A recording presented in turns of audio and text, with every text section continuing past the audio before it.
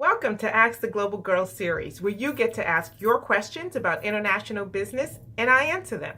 I'm Saba Badaki and I'm the Global Girl.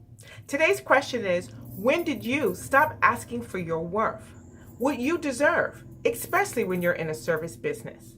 And so I ask this question because many times what we see is that people come to the table, they know exactly how much it costs them to produce a product, they know what they want to ask for in their services, but yet that number coming across their lips seems so difficult, almost like mission impossible. So what happened?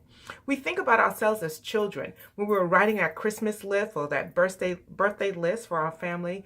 There were so many things we were asking our parents for. We didn't care if they could have afforded. We didn't care if we were only going to play for it for one day. We knew that we wanted it, so we were asking for it. What happened to that boldness and that courage that we now start to ask around other people? What are you selling it for? How much is she asking for? And we start to compare our prices with everyone else before we can even come up with a price for ourselves.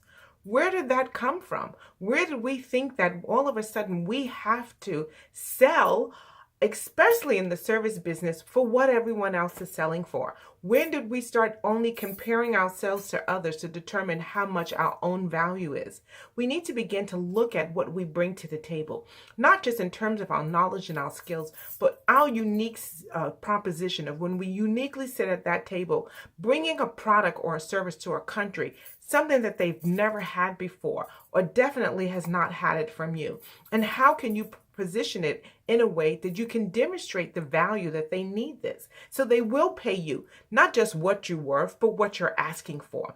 And so you have to clearly understand what you want. So later on, we'll talk about negotiating skills. But before we can even get to the skill part, we got to at least attack the mindset behind us lowering our prices, not asking for what it's worth. I remember when I was working in corporate America and I just first got into my job. And I love what I was doing. It was a great job in a reservations office.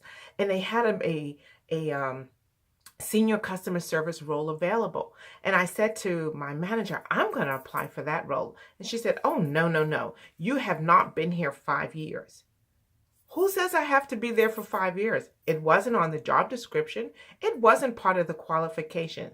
But she had mapped out in her mind, if she had been there for at least 5 years before she got a promotion, who am I to think that I should start getting a promotion that early? And that is some of the things that we hear, that we start to get in our minds and our ears that hinder us from being more than we can be. So my question for you today is, when are you going to start believing and realizing that you are worth more? You've put in the work, you've put in the effort, and now you need to ask for the money.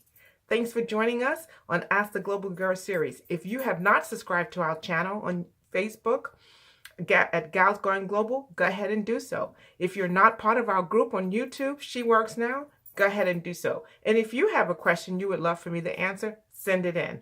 We would love to answer your question. Have an amazing day.